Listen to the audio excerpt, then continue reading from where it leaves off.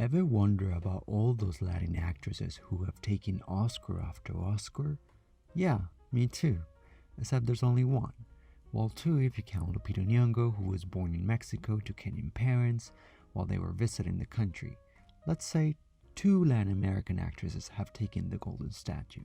Yet so far, as of 2020, no actress has taken the big prize in the leading category. In this video, we examine the 4 actresses who've been nominated for Best Actress, the reasons they stood out in those years, as well as the reasons they went home empty-handed.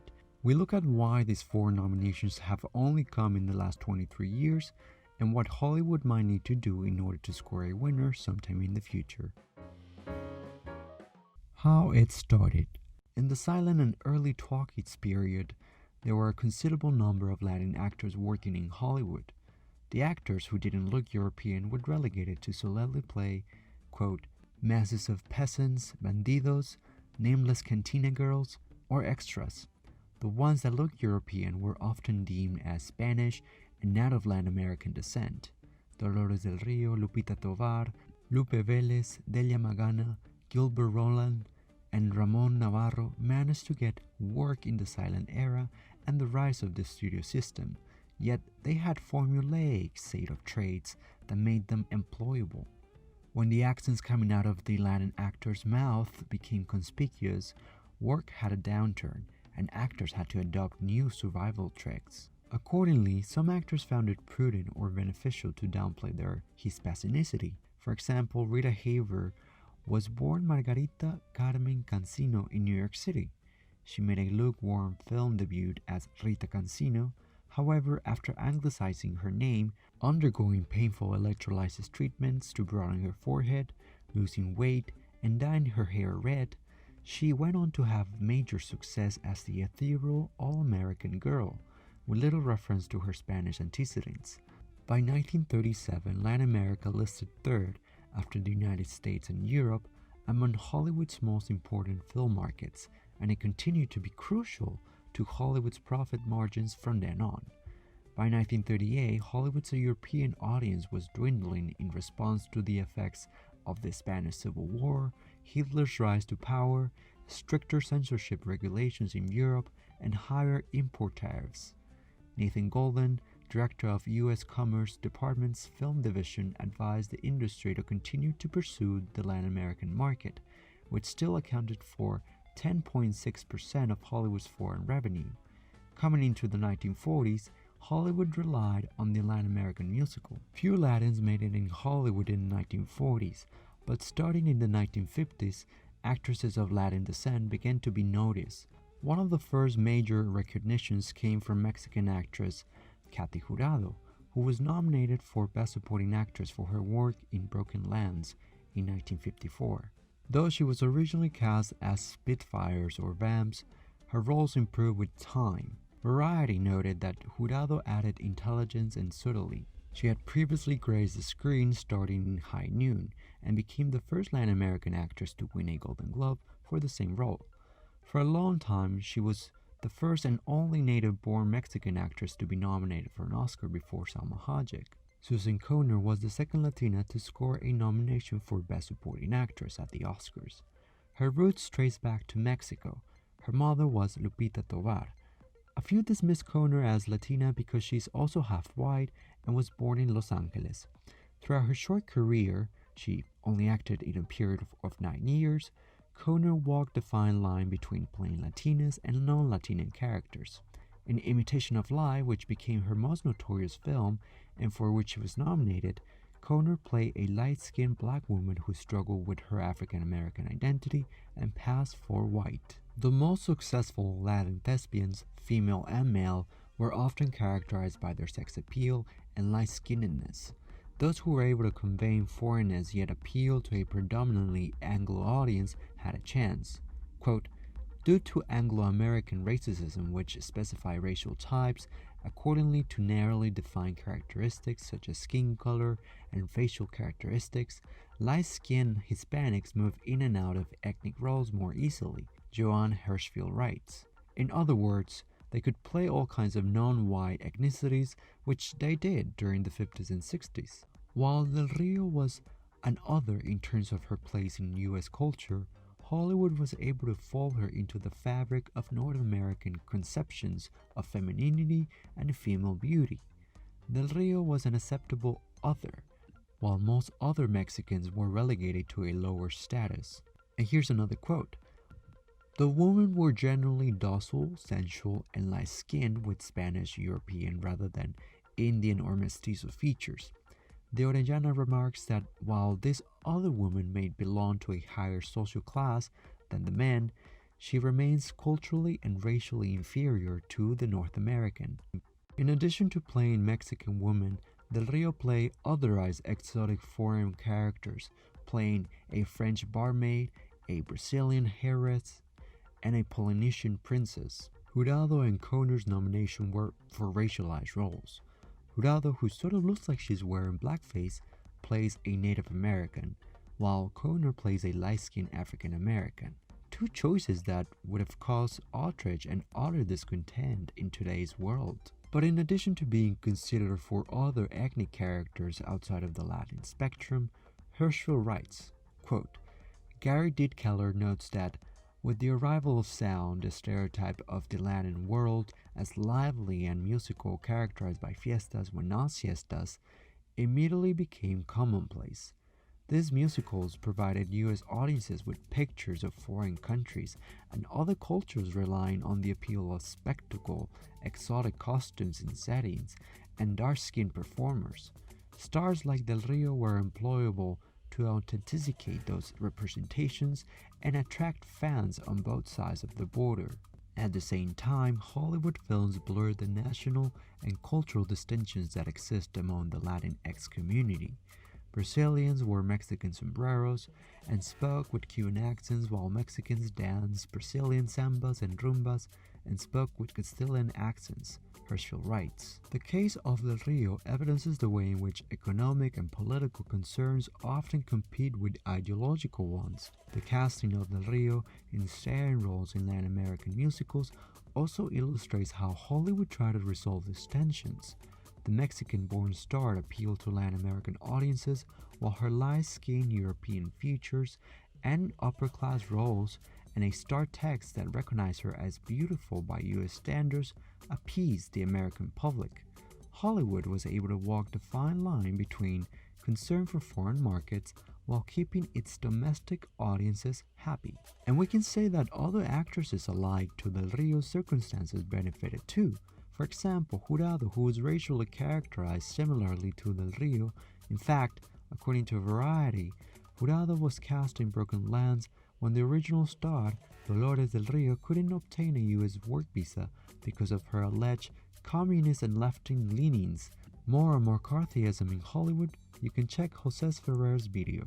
In the 1950s and 60s, Latinas continued to have modest success in getting small parts here and there.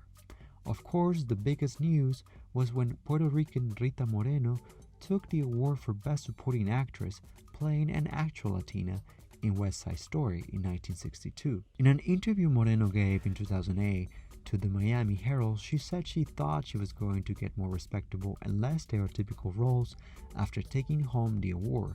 Haha, I show them. I didn't make another movie for 7 years after winning the Oscar.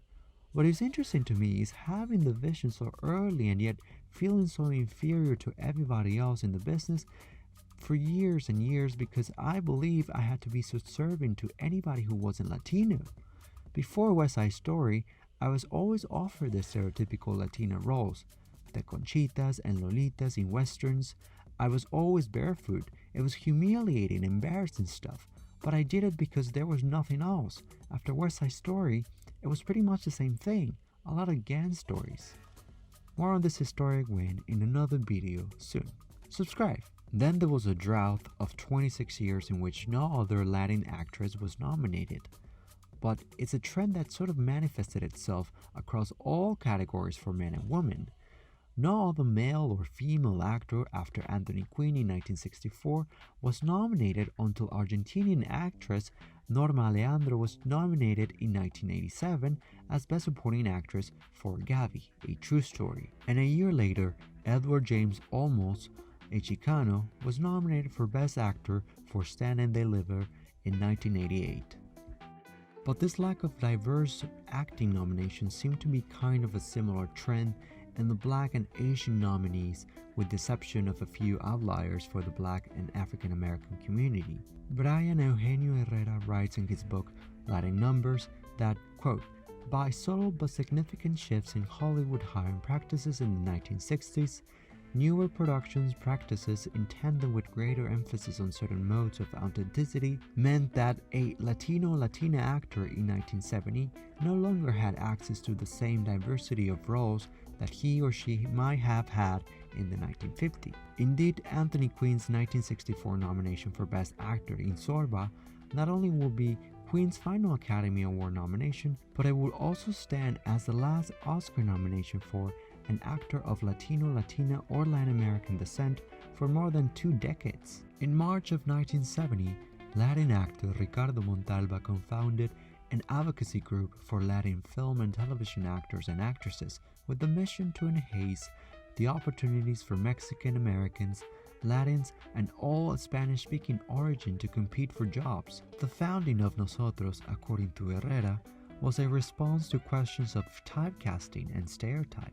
So while Nosotros' founding was of a piece with other progressive initiatives at the time, its interest in expanding opportunities came at a time of peculiar retrenchment, a moment when the heightening of Latino awareness appeared to have a corollary in greater obstacles for Latino-Latina actors in the U.S. popular performance. When introducing Nosotros to the press, Montalban affirmed, "We are not demanding jobs, but we are insisting that we not be excluded from consideration because our surnames happen to be Gonzalez, Lopez, or even Montalban."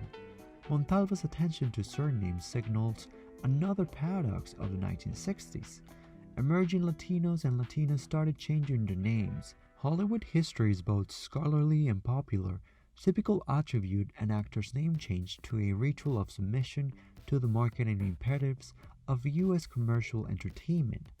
Other accounts note the shift in the 1960s toward a new Hollywood which valued the evident ethnicity of rising stars like Al Pacino, Barbra Streisand, and Dustin Hoffman as highly as the old Hollywood has sought to erase it. And bear with me as I explain other possible but less obvious factors playing into account. In the late 60s and early 70s, a few things were happening. Hollywood entered a transformative era in which formulas were broken as the appetite of moviegoers changed. They craved for more art house films, the likes of Italian, the French New Wave, spaghetti western, and Japanese cinema. Films became more emboldened to show nudity, exploring sexuality and violence. The new so-called ethnic stars were Jewish, Italian, and Greek, included today in the same group, as white. On top of that, after the civil rights movement early in the 1970s, modern conservatism had a rise in the US. This racial identity politics play in the resurgence of conservatism. Quote, despite the formal end of hiring bias, Hollywood was still overwhelmingly white at the end of the 1960s and generally showed no concrete evidence of willingness to change the employment pattern behind or in front of the camera. Around that time, the Equal Employment Opportunity Commission, EEOC, which exposed underrepresentation of all minority groups as well as women in Hollywood, had a series of hearings in 1969. Ethna Quinn wrote that the preponderance of discussions about race in the 1960s and 1970s centered on African Americans. As you may or may not know, most of the rights other groups of people enjoy today in the US are because of Black activists and their ability to organize. Asian, Latinx, the LGBTQ community, and people with disabilities and any other minority group wouldn't have protection against work discrimination, fair housing, voting rights, among other individual protections, if it wasn't because of Black people and their determination during the civil rights movement and even in today's political landscape. Yes, I'm referring to George Floyd, Breonna Taylor, police brutality, etc. But going back to films, the field is a little better for Black and African American actors in the US. Chamba Sanchez in Hollywood's Not Brown Enough Do Latinos Care writes, deservedly so, African Americans are more organized for filing grievances for black actors and actresses. Unlike Latinos in the country, African Americans have national leaders that coordinate protests throughout the nation. Many times, these protests have forced those in positions of power to come to the table and negotiate.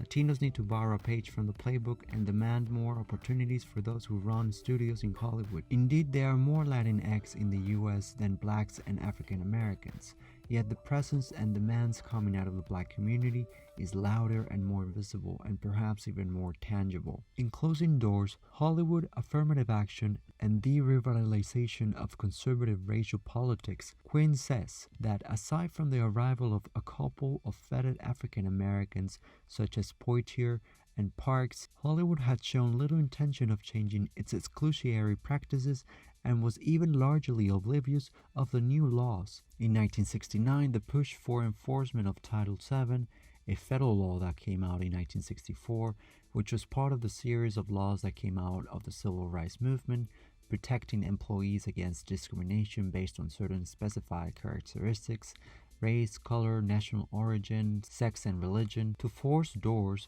was therefore absolutely necessary to change the industry's employment pattern. In response to such compromise and exposure, studio management fashioned truly remarkable rhetorical reversals. The reality was that an EOC committee could set the terms of debate in the spirit of the bill at the public hearings, such as those in Los Angeles, but the agency knew that its demands for compliance were not fully enforceable due to the restraints authored by Dirksen. We sort of gunned them to death if we could, but we had no enforcement powers, lawyer Clifford Alexander remarked. It could be said that because Hollywood was told what to do, Hollywood did the opposite. Hollywood was in denial, stubborn, racist. The studios hated the idea of being told what to do. That, along with the unexplored territory and the plentifulness of what-ifs, such as, would a person of color be able to carry the lead role in the movie? Are they bankable? Could a person of color be seen beyond their non-dimensional stereotypes? Hollywood was simply a reflection of our times, and in the 60s and 70s, the idea of inclusion and better representation was just starting to filtrate through several initiatives, including the controversial affirmative action. But it could take years and slow progress to even have these conversations fully. In the late 80s and throughout the 90s, Latin actresses made a comeback to the spotlight. Yet it took an outsider to shake things up once again. Norma Aleandro from an Argentinian film broke the spell that was cast on the lack of Latin talent getting no recognition at the Oscars or any other place in Hollywood whatsoever. Then Mercedes Ruehl, who is of Cuban descent but was born in New York, took the prize for The Fisher King in 1991, and 2 years later, Rosie Perez, also a New Yorker, was nominated in the same category for Fearless. Around this time, the sexualization of Latin women in the 90s became the norm. The Annenberg School for Communication and Journalism at USC found in a study on race and ethnicity of 600 popular films that while Latinas were more likely to be featured in popular films than any other race or ethnicity, no other race or ethnicity is more sexualized. Nudity or showing exposed skin between the mid-chest and upper thigh region vary by race or ethnicity, the report stated. Hispanic females, 37.5%, were more likely than females from all other races to be shown partially or fully naked on screen. 36.1% of Latina characters were depicted in sexual attire. Additionally, 37.5% of Latina characters were depicted partially or fully naked. In 1995, the film Selena came out starring Jennifer Lopez. It was described then as one of the most high-profile Latin roles and the biggest Latin theme picture since La Bamba. In an article talking to different Hollywood Latin actresses in the 90s, titled Busting Boundaries, if Selena hits the jackpot, the movie can only help revamp the way Hollywood portrays and casts Latin women, by Eric Gutierrez, who among the different famous Latin actresses at the time, he tried to contact Jennifer Lopez to comment on the treatment of Latinas in Hollywood. He writes, Lopez management declined requests for an interview with the actress for this article, wanting to avoid having her characterized as Latina actress. It's not that Lopez doesn't want to be known as Latin. She hasn't changed her name or turned down the most high-profile Latin role in the biggest Latin-themed picture since La Bamba. It's that she and her managers don't want her to be limited by her ethnicity. The fear is that she will be locked in Hollywood's perception as only Latin. The article adds, "The problem is the belief that if she speaks out about being Latin as a Latin, she won't be considered a leading actress and get to compete in the big leagues." But it was and it is a real problem. For a long time in Hollywood, Latin actors and actresses have had to tone down their identity and avoid embracing their roots because they'll wonder whether they'll be able to continue working. And even if they continue working, many actors wonder whether they'll continue to get good quality work and be considered for non-Latin roles. Beyond Hollywood resistance to cast Latinas in non-ethnic roles, Latina actresses have previously not even been considered to play Latinas in high-profile, big-budget pictures. Eric Gutierrez wrote, "Casting Anglo actresses in Latin roles has long been justifying Hollywood as a name game. Whether Marisa Tomei in Paris Family or Meryl Streep, Glenn Close, and Winona Ryder in The House of Spirits, name actresses supposedly translate into box office. Perhaps not coincidentally, both of those films were major box office disappointments. The usual line is that there are no name Latin actresses. It is a vicious catch-22 that didn't seem to be breaking anytime soon. How can we have a solid movie stars if they're not given the opportunity to prove it?"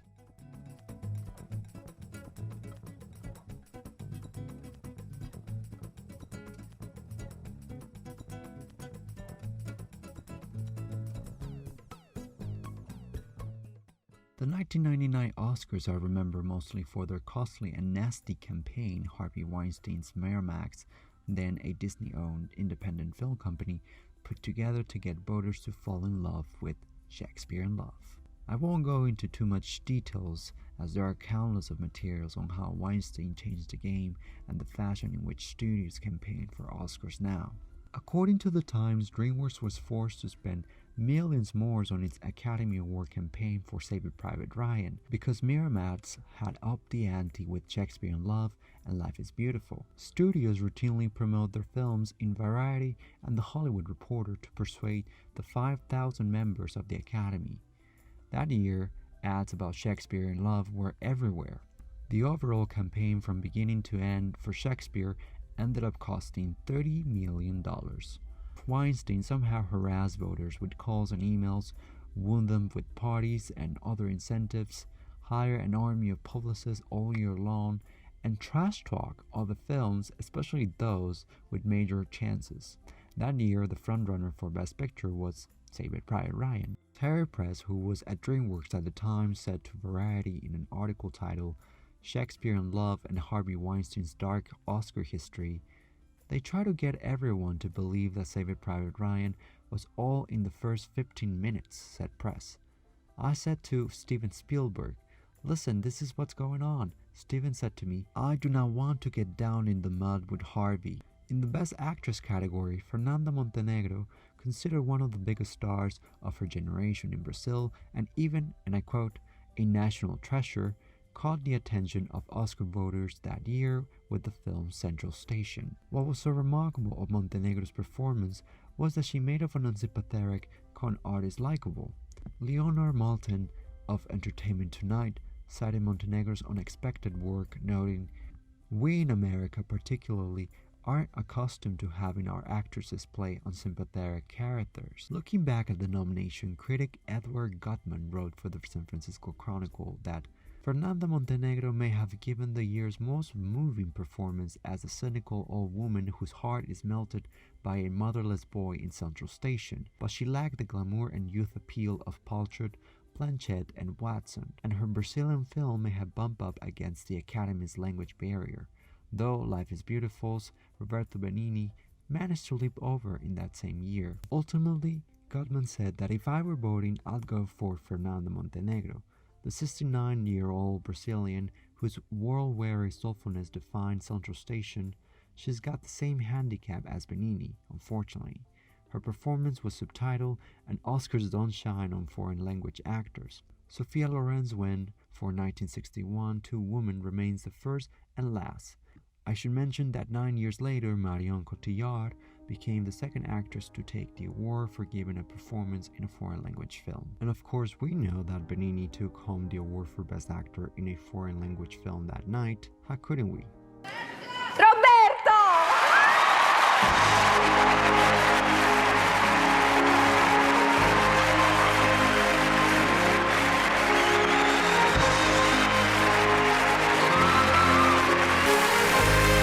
Roberto Benigni is the first actor to win an Oscar for a performance in a foreign language film since Sophia Loren won for Two Women almost 40 years ago.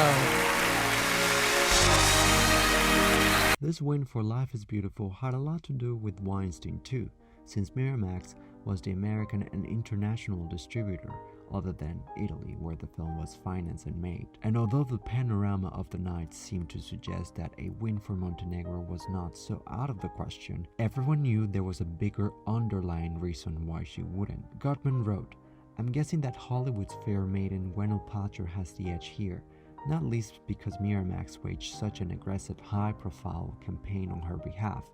She's enormously popular, she's gorgeous, she has classy show business pedigree in parents Blythe Danner and Bruce Paltrow, and she gave a fine performance as the fictional British aristocrat who inspires the bard in Shakespeare in Love." And the reality was that Paltrow was everywhere that year. She posed for every single magazine, did talk shows, and participated in every other possible gimmick Weinstein asked her to do, telling voters that Shakespeare was a love letter to acting and theater. In that year's race, Cate Blanchett was the second nominee with the most possibility to snatch the award. As she and Paltrow divided awards leading to the big night, Blanchett took the Golden Globe in the drama category and the BAFTA. Paltrow took the Golden Globe in the musical or comedy category and the SAG.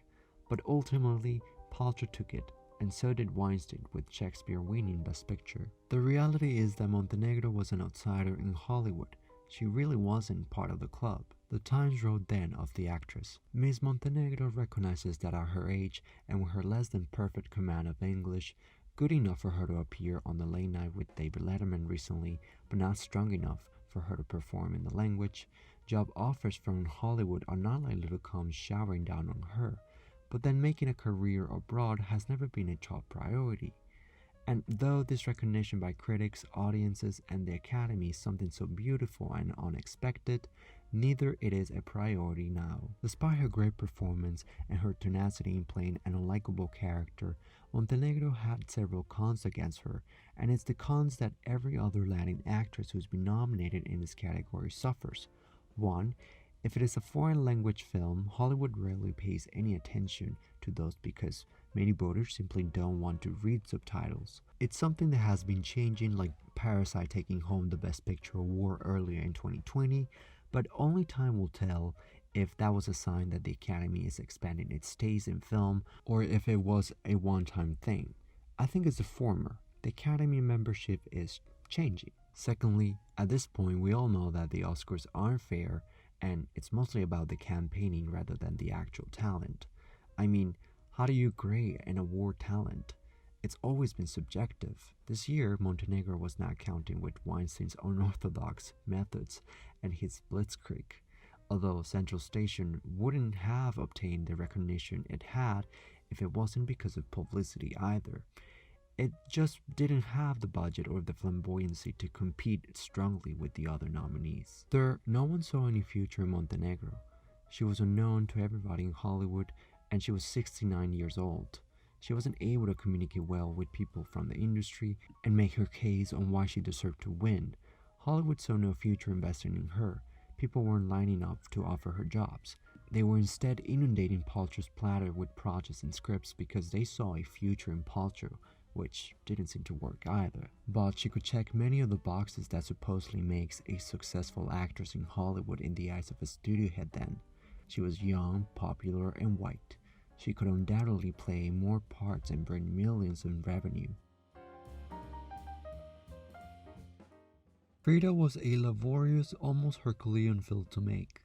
Salma Hayek had to compete against the odds and rivals such as Jennifer Lopez, who was rumored to be attached to the project for a long time, and even Madonna, say no more. But Hayek's biggest setback was a monster that looms in our discussion once again. Weinstein. In an op-ed Hayek penned for the Times titled Harvey Weinstein is My Monster Too, she wrote, "One of the forces that gave me the determination to pursue my career was the story of Frida Kahlo, who in the golden age of the Mexican muralists would do small intimate paintings that everyone looked down on. She had the courage to express herself while disregarding skepticism. My greatest ambition was to tell her story.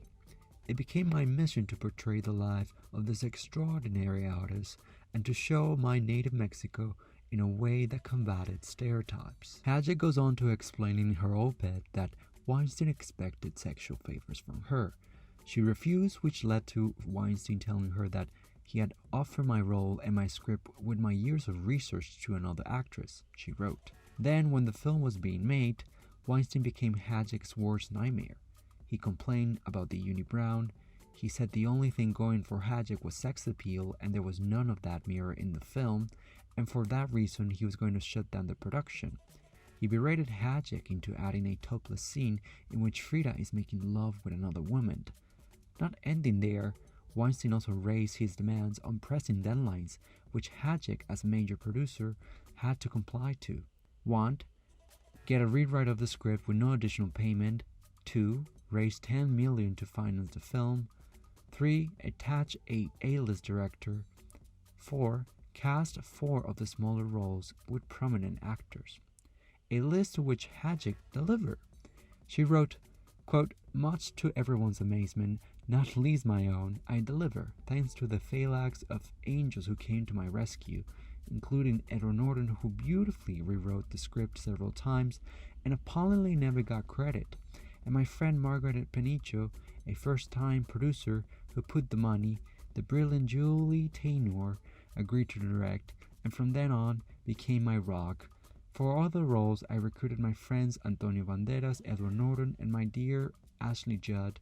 To this day, I do not know how I convinced Jeffrey Drush, whom I barely knew at the time." Also appallingly, Hayek did not get paid for being a producer, which she described as not that rare for a female producer in the 90s.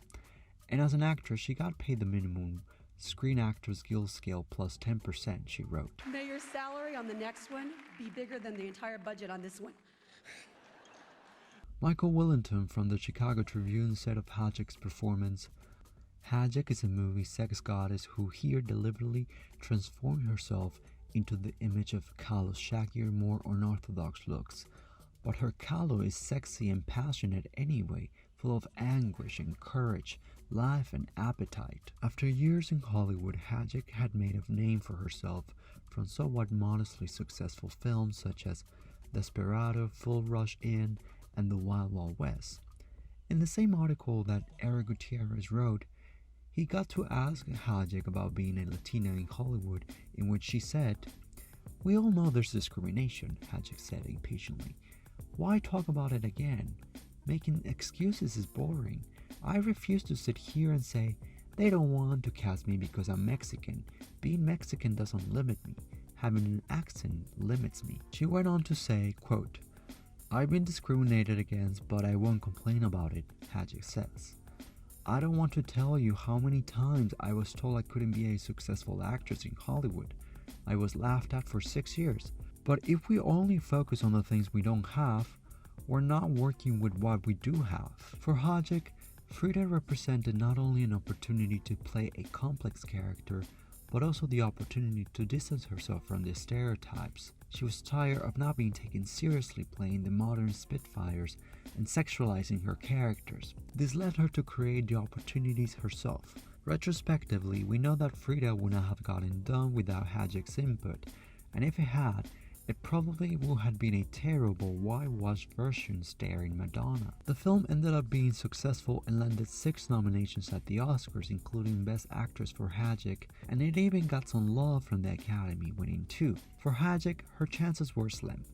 The 2 favored that year were Nicole Kidman for The Hours and Renee Zellweger for Chicago. These 2 projects also belonged to Miramax, and yes, Weinstein, who spent more money on those films' campaign than Frida. Kidman was reported to be campaigning for 3 months, The nose was controversial, and her recent divorce to Tom Cruise made people to sympathize with her. Even Hayek saw herself as, quote, a long shot, saying that we haven't had the promotional campaigns of other films nor of other actresses. In fact, Kidman and Zellweger also split awards that year.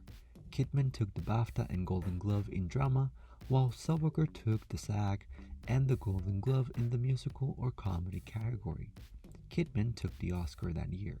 For Hayek, she proved that it was possible in Hollywood for a Latina to play interesting, historic, and complex Latin characters, yet underneath it was no easy feat, and perhaps one that cannot be repeated, as Hayek had to endure incredible psychological trauma from Weinstein, who undermined the production and misjudged the film, ultimately helping deliver the Oscar that year to another actress. It shouldn't be so difficult for an actress to make her own movies, but that was the reality then, even still, although it's changing. Hayek wrote in her Times op-ed about Weinstein, even though Frida eventually won him 2 Oscars, I still didn't see any joy. He never offered me a starring role in a movie again. The films I was obliged to do under my original deal with Miramax were all minor supporting roles. And as of now, most of Hayek's projects have gained little notice, or they've been in supporting characters. The lack of investment in actresses of color, not having them in mind for even non-racial specific characters, has left more than one actress in Hollywood in survival mode. Even though times are changing, actresses like Hayek, who got an Oscar nomination, hasn't been able to obtain an opportunity similar to Frida's caliber. Until we see Latin actresses getting recognition on more than one occasion and continue to star in good quality projects, there's still more work to be done. In 2004, Maria Full of Grace was premiered at the Sundance Film Festival, and it was very well received and reviewed film. The star of the film was then unknown Catalina Sandino Moreno, who captivated audiences with her Mona Lisa glances and her command, playing Maria, a Colombian woman from a low socioeconomic background who decides to travel to the US as a mule, meaning carrying drugs inside her body. Sandino Moreno beat 100 other actresses who were considered for the part. Penelope Cruz and Jennifer Lopez were suggested, but the director Marston wanted authenticity. The Guardian commented on her performance saying, "She's an almost constant screen presence and registers events and emotions with subtlety that only a natural actor would trust to work. As full of grace as she is, she's also unaffected in her delivery and body language. It's a performance without vanity." At the 54 Berlin Film Festival, Sandino Moreno took the Silver Bear for Best Actress, which Dana O'Connor, who worked on the film's campaign while an executive at Fine Line, said to Variety, "Really early on, that award gave us a leg up and moved Moreno from unknown status. From the moment the film drew praise, the publicity and campaigning began." Although Marianne Coltain-Levine, who is the former executive VP of marketing at Fine Line, said, "What ended up happening was the films continuously held up against scrutiny, and as much as we think we can manipulate the system, there was a grassroots organic groundswell of support. Our strategy was to keep the film out there as much as possible to keep visibility up," O'Connor added. Part of the effort was to make it understood that Moreno was indeed acting. Catalina comes from an upper-class Colombian family. The character is really not her. We try to distinguish her own background. While there are similarities, she's not a drug runner who grew up poor, O'Connor noted. The film was included in several of the year's top 10 lists. Both marketing executives credit the director Marston and the lead actress with working tirelessly to promote the film, taking advantage of every opportunity, whether a festival screening with Q&A, panel, or other film-related events. According to Variety, the director and Sandino Moreno will talk from 15 to 1,500 people, and that kind of sincerity and passion is contagious, said Coltain-Levine. Furthermore, crucial to the film's award season's chances, there was a timely home video released and a wide distribution of screener, putting the film in the position to be discovered. Sandino Moreno got the nomination, but that seemed to be it, really. Days before the Oscar, critics commented that the Academy would likely be content to let the nomination be recognition enough for Sandino Moreno. The race that year was between Annette Bening for being Julia, who was considered the year's frontrunner until Hilary Swank came to knock the other nominees down with Million Dollar Baby, despite the film's having received more criticism for its ending, in which Swank's character is assisted to die by her trainer after having been paralyzed from boxing, calling it the $1 million euthanasia film. The film ran an effective campaign. This year, Gene Seymour for The Times wrote, "To some extent, the campaign season had looked like a match race between Mr. Eastwood 74 and Mr. Scorsese 62, both of whom are sentimental favorites among Academy members." Funny enough, Bening and Swank were also nominated that year, and Swank won for Boys Don't Cry. What had stood from Swank's performance this year was her physicality and the amount of time she dedicated to it. Youth versus experience, Seymour wrote, and added that Swank had spent 3 months working with legendary trainer Hector Roca at Gleason Gym in Brooklyn and did all her own boxing. Sandino Moreno was good, but the odds were against her. Again, she starred in a foreign language film, which has a terrible track record in winning anything at the Oscars other than the nomination itself. Moreover, it wasn't a big movie, it was an independent movie with an internally complex character, but not a showy, pompous character, the likes of Swank or Bennings, respectively. However, in comparison to other years in which the campaigning seemed far more unfair, mostly because of him, this year wasn't the case. Campaigning actually helped a movie like Maria Full of Grace and an actress like Sandino Moreno get in people's radar. Besides, around this time, Disney had closed out Weinstein's contract and Buena Vista Motion Picture Group assumed the control over Miramax. As for Sandino Moreno, she's a working actress today, but has not been given too many salient projects other than perhaps the show The Affair.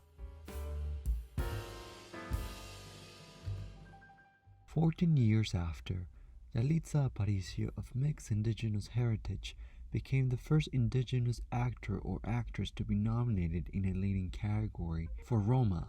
Previously nominated actors of indigenous roots were Chief Dan George, who played the kindly old Lodge Skins in Little Big Man, and Graham Greene, who played Kicking Bird in Dance with Wolves, both in the supporting category. In the film, Aparicio plays a domestic worker who helps take care of 4 children in the 1970s in Mexico City. This is the first film out of all the other Latina nominees aforementioned that was nominated for other major categories such as Best Picture, Best Director, Best Screenplay, and even more than one acting nomination, as Marina de Tavira was nominated for Best Supporting Actress.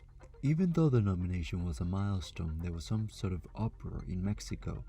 It was racist language, saying that Aparicio was not an actress, thus not deserving the nomination because she lacked formal training and preparation.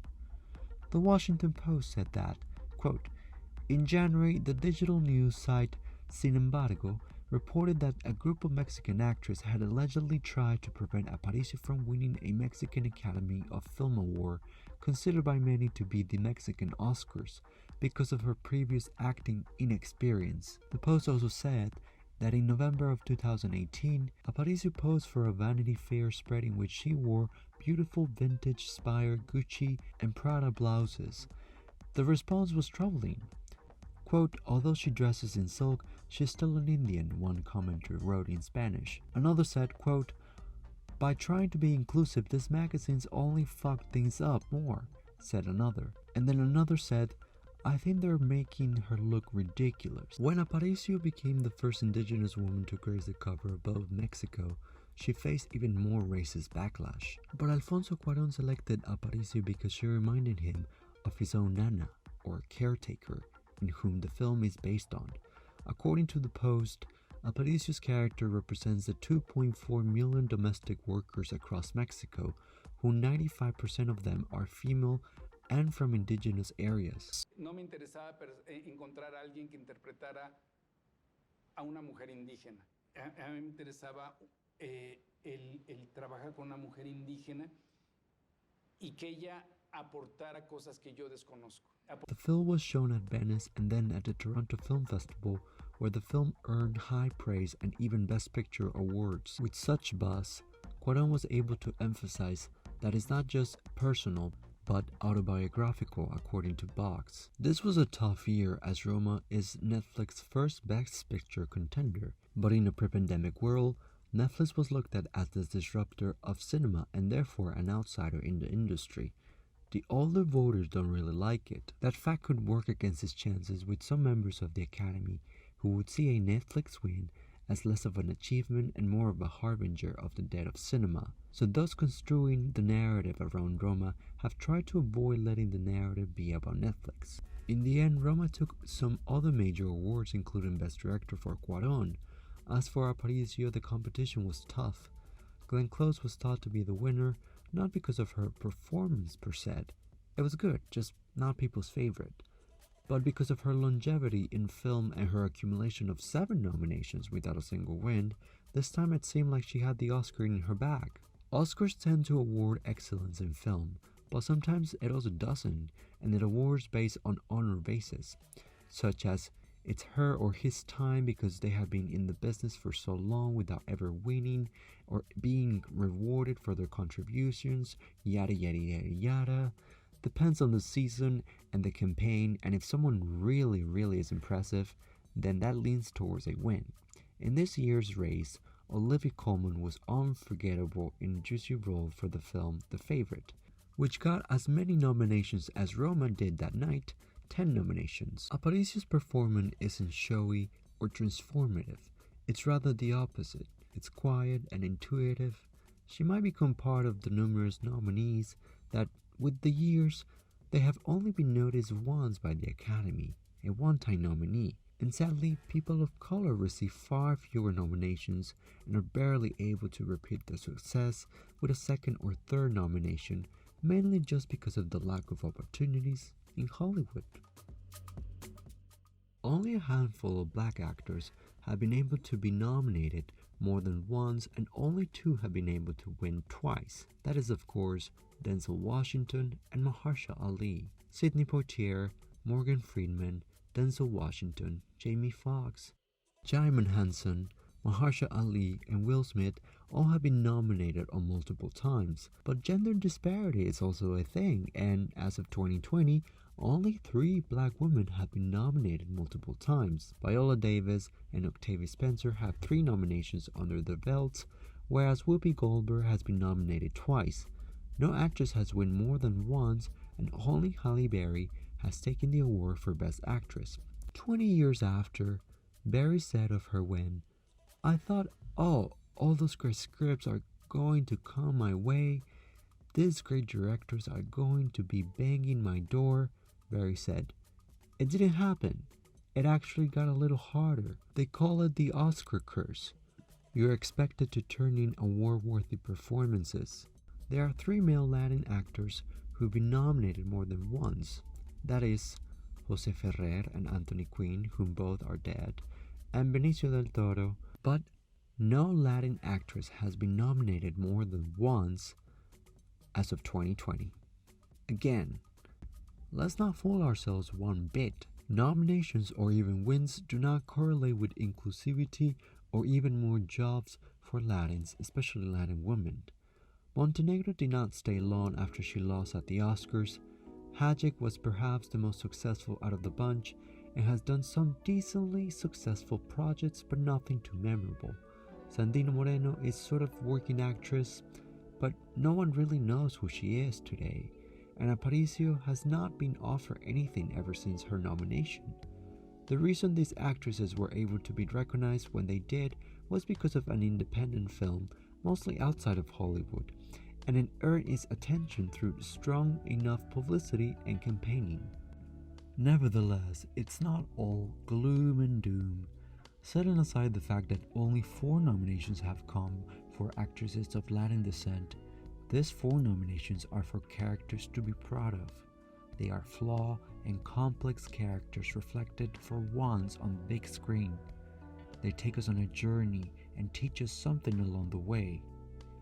3 of those characters are regular women who represent a wide spectrum of the many lived lives by a Latin American woman, while one of them invites the outsider to further explore Latin America's way to express through art and life, which is unique in its various forms yet universal.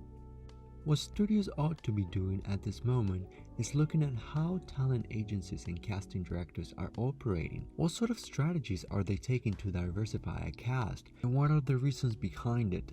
Tokenism is not the answer, and of course, there are also few roles that don't have a specific race, which could lead to a person of color playing such roles, as long as there is a cultural appropriateness to the character, and it's not just some sort of walking stereotype.